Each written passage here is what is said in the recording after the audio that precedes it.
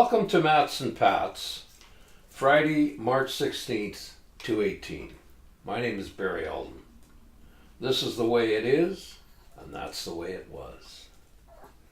I want to take you back to the Inner Harbour, revisit it. Known as Coal Harbour, east of Stanley Park. To list the fish species that are past and present. Some of them are endangered, present species.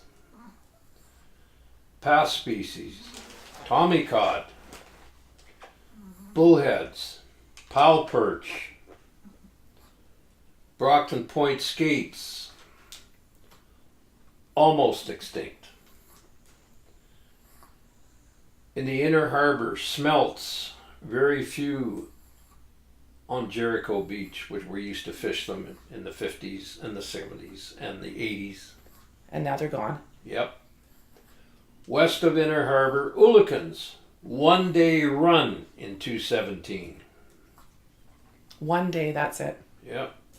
Blenny eels, almost extinct in Coal Harbour. 6-gill sharks to 20 feet off Belcarra, not allowed to catch off BC coast. They lay in a 500 to 600 foot hole east of Ironworkers Memorial Bridge. Steelhead trout, almost gone. The trout is almost gone. Yes. Dungeness crab spawning area off of Deep Cove. Shrimp spawning area west of Second Narrows Bridge on North Shore. Octopus almost extinct. Mud sharks still there. Shiners still there. Clams on beaches on Discovery Island almost gone. Wow. Rock cod still there. Some red snapper, very small.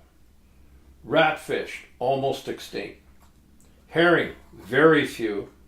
Starfish on South Shore under Lions Gate Bridge, almost gone. Seaworms, almost gone. Mussels on piles, still there. Gooey duck, almost gone. Wow. Rock oysters in 1945, gone. Flounders to 20 pounds, almost gone. Pink salmon, chum salmon. Spring salmon, Chinook. Indian River coho. Sockeye, almost gone. Now we're talking 500 to 1,000 dilbit tankers a year. And the dilbit has to be... What's dilbit? It's diluted bitumen from Alberta. And this new pipe that they want, that Alberta and BC are fighting about, they want this to come right into the Inner Harbour. It was to be doubled. Now it's tripled.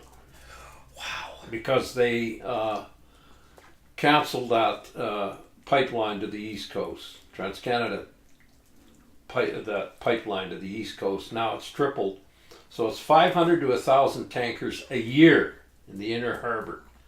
And we had to get rid of the fast ferries about 15 to 17 years ago because of the wash. Those props. What's the wash? The wash is the waves going into the banks. It would erode the banks. Oh, so they had to get rid of the ferries so that the shoreline wasn't eroded. That's right. But these dilbit tankers are about a football field long or longer, and they have 6 to 10 foot props, 2 of them. Wow. And the wash is going to upset all the Inner Harbour and the boats in the Inner Harbour. And they actually want to bring them right down to where Granville Island is. Right down to Port Moody. Wow. Yeah.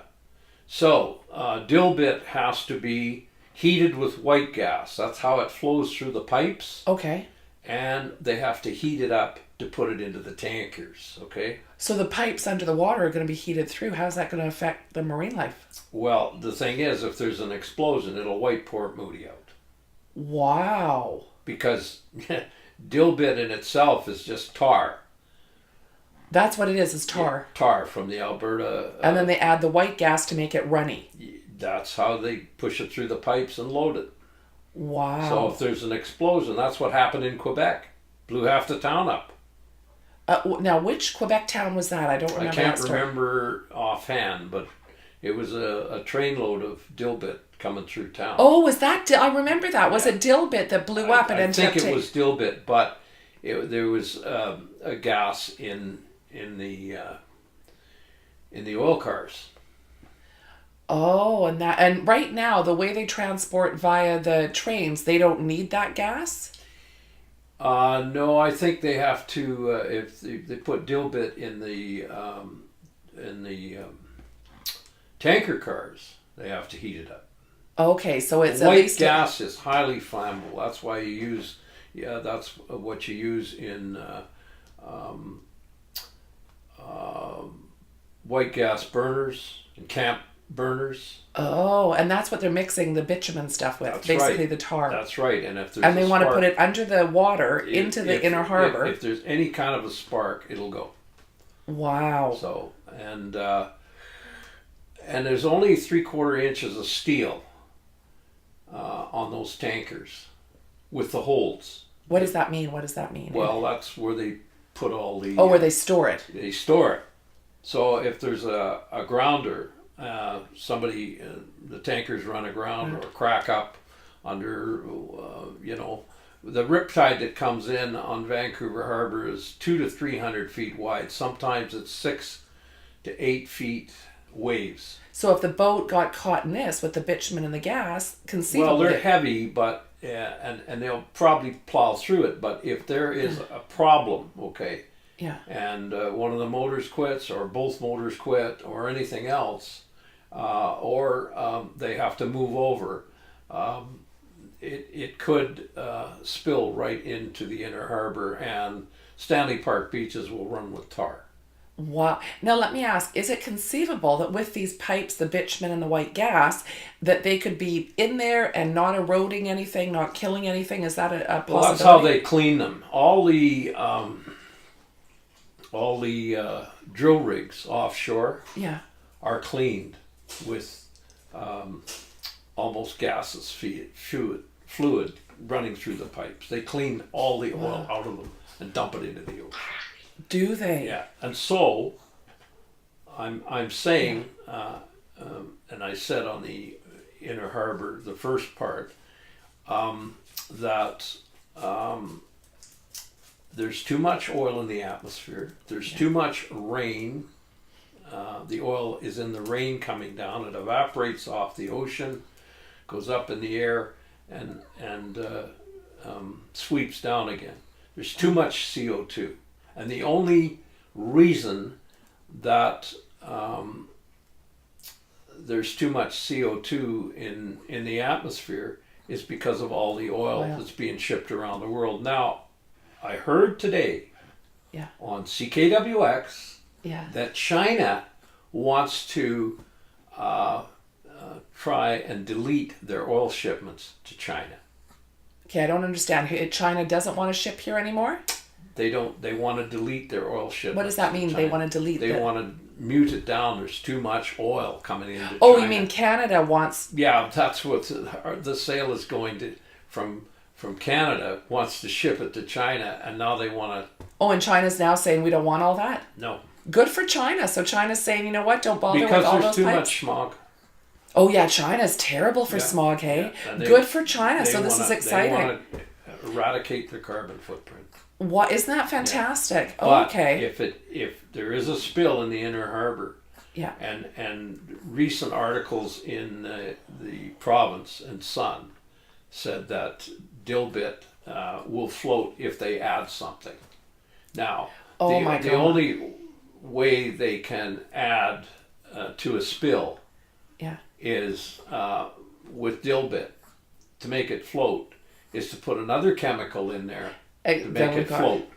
And how they clean up oil spills, they boom it off and then burn it.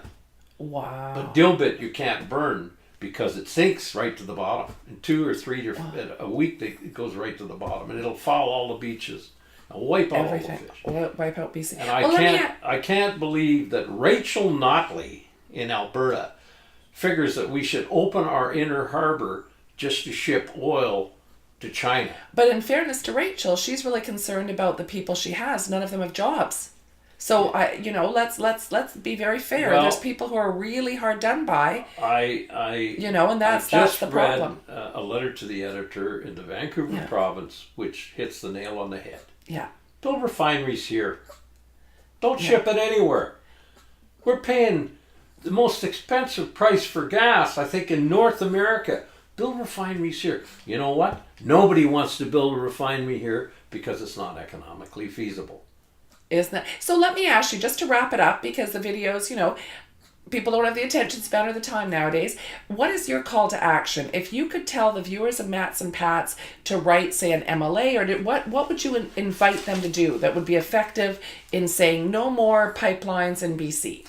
Well, next time I come on Mats and Pats, I'm going to do the Venus Syndrome. Okay. The Venus Syndrome has been attacking Earth for the last 4 years. That's why the weather is changing. The polar ice cap is melting. The Antarctic ice field is melting. There's too much CO2. But what's your call to action? But here, right now, would you tell them to call their local MLA? What would you suggest that people do to have their voices heard? There is a real bucking on this pipeline right down in Burnaby. Okay, big protest. There's a lot of people protesting, but if you want to call your MLA or your MP, I think federal fisheries should step in and stop this. Okay, so a good idea would be for the people watching to reach out to the federal fisheries department and let them know that this is unacceptable. We got a used to be $1 million fishery or multi-billion-dollar fishery off the west coast. I was 10 years a tidal fishing guide, and it's going down to 2 because of too much CO2. The carbolic acid in the fish's brain, they can't find their way upstream. They're dying at sea. So, but I really thank you for coming here today, Barrie, and I really like your advice. People, viewers watching Mats and Pats, reach out to the Federal Office of Canadian Fisheries and have your voice heard. So, over to you. You want to say goodbye to everybody and chat soon? Well, you can't judge the future without knowing the uses of the past. Couldn't have said it better. Barrie Alden, cheers to you.